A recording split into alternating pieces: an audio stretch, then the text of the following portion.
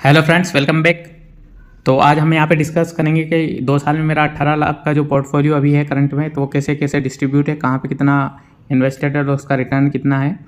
तो सबसे पहले बता दूं कि मैं पिछले 2 साल से इन्वेस्ट कर रहा हूँ, एक सैलरीड पर्सन हूँ। 50,000 की समथिंग मेरी टोटल सैलरी है। 2 साल से मैं इन्वेस्ट कर रहा हूँ और 18 लाख का भी पोर्टफोलियो है। तो इस सवाल का भी जवाब देंगे। कुछ लोग कहेंगे कि 50,000 सैलरी है तो 18 लाख का पोर्टफोलियो कैसे हो गया 2 साल में, इसका भी आगे जवाब देंगे। पहले बताते हैं, सबसे पहले ये होल्डिंग देख लीजिए, स्टॉक की होल्डिंग है 95 होल्डिंग है। और आप लोगों को बता दूं 27 साल एज है और 50,000 की सैलरी है। एक जॉब वाला पर्सन हूँ, सैलरीड एम्प्लॉय हूँ।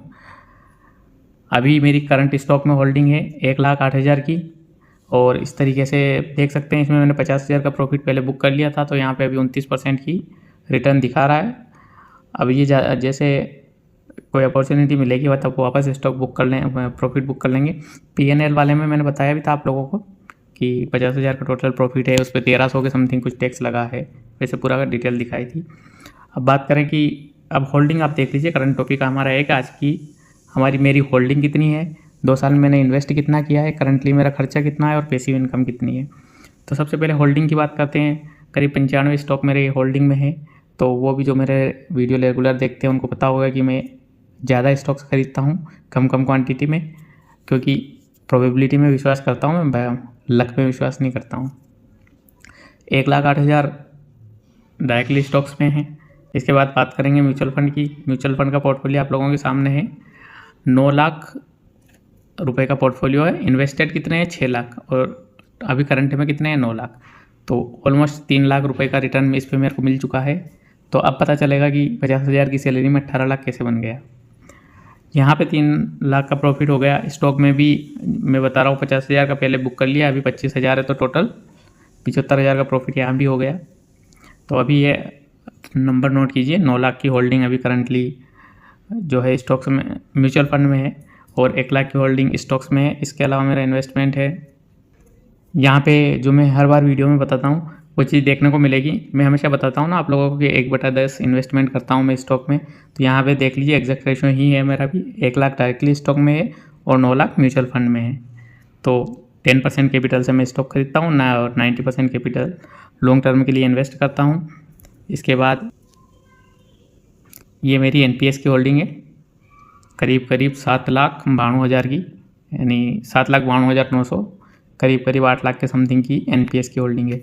इसमें भी यहाँ वंस अगेन 4 लाख भी नहीं, 3 लाख मेरा इन्वेस्टमेंट है, और इस पर 4 लाख एम्प्लॉयर की तरफ से कंट्रीब्यूशन है, 7 लाख, और उसके ऊपर प्रॉफिट है। इस तरीके से 7,92,000 का हो गया मेरा इन्वेस्टमेंट, इसमें 3 लाख रुपए का।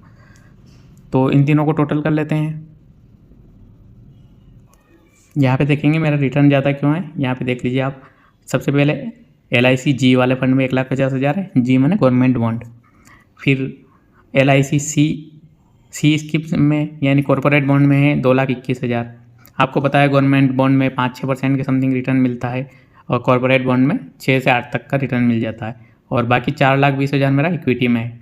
तो आप जो भी एम्प्लॉय होंगे उनको पता होगी कि NPS में 40 भी नहीं, 25% ही इक्विटी में इन्वेस्ट होता है। बाकी जो है इन्वेस्टमेंट है आपका अदर सेगमेंट में ज़्यादा होता है। बट मेरा यहाँ पे कि आधे से ज़्यादा इन्वेस्टमेंट इक्विटी में है। तो ये कैसे करना है उसका भी मैंने वीडियो डाल रखा है। स्कीम चेंज कैसे करते हैं और इक्विटी का शेयर कैसे बढ़ाते हैं अपने NPS अकाउंट में, यहाँ पे देख लीजिए पूरी डिटेल। तीनों फंड का डिटेल दे रखी है, 1,50,000, 2,21,000 और 4,20,000। तो इक्विटी में ही यहाँ भी मेरा सबसे ज़्यादा इन्वेस्टमेंट है। तो यहाँ पे हमने समराइज़ कर लिया है। NPS की होल्डिंग 7,92,900, डायरेक्टली स्टॉक में 1,08,000, और करंटली जो म्यूचुअल फंड की इन्वेस्टिंग है वो 9,05,000।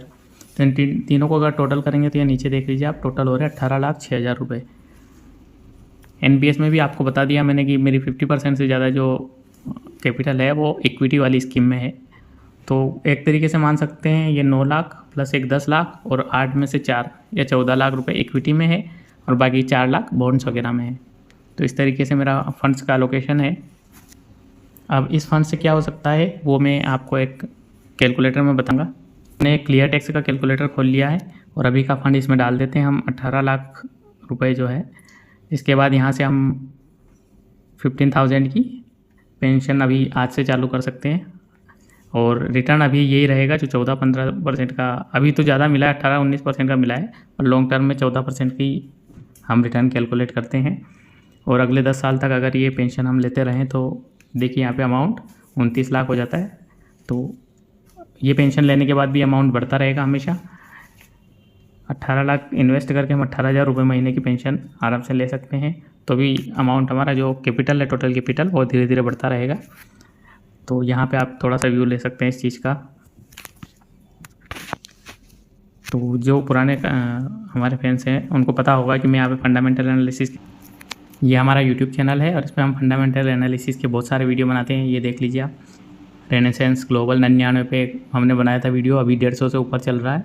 सभी स्टॉक इसी तरीके से, ये धनसेरी वेंचर्स देख लीजिए, धनसेरी वेंचर्स ने बहुत अच्छा रिटर्न दिया है। मनाक्सिया में भी करीब 15-20 पॉइंट का रिटर्न है। तो इस तरीके के सारे स्टॉक हैं। VLS फाइनेंस भी 300 पे बनाया था, अभी 500 के समथिंग चल रहा है। तो सारे स्टॉक ने अच्छा रिटर्न दिया है। कुछ स्टॉक अभी अंडर परफॉर्म भी कर रहे हैं, पर लॉन्ग टर्म में वो अच्छा रिटर्न देंगे। तो आप हमारा ये चैनल विजिट कर सकते हैं। सारे फंडामेंटल एनालिसिस वीडियो यहाँ पे बना रखे हैं। तो स्टॉक की वैल्यू इन्वेस्टिंग के लिए जो हम अंडर वैल्यू स्टॉक है उनके फंडामेंटल एनालिसिस भी यहाँ पे बनाते हैं और म्यूचुअल फंड में किस तरीके से लॉन्ग टर्म में वेल्थ क्रिएशन होती है उसके बारे में भी यहाँ जानकारी देते हैं। तो इस वीडियो में यहाँ तक ही। अगले वीडियो में हम बात करेंगे म्यूचुअल फंड का जो पोर्टफोलियो, उसको डिटेल में एनालिसिस करेंगे कि निप्पॉन में कितना है, SBI म्यूचुअल फंड में कितना है और उसका अभी कितना रिटर्न अपने को मिला है। और कोटक स्मॉल कैप में भी मेरा इन्वेस्टमेंट है, क्वांट स्मॉल कैप में भी है। तो वो सारा अगले वीडियो में डिस्कस करेंगे। इस वीडियो में यहाँ तक ही। जय हिंद।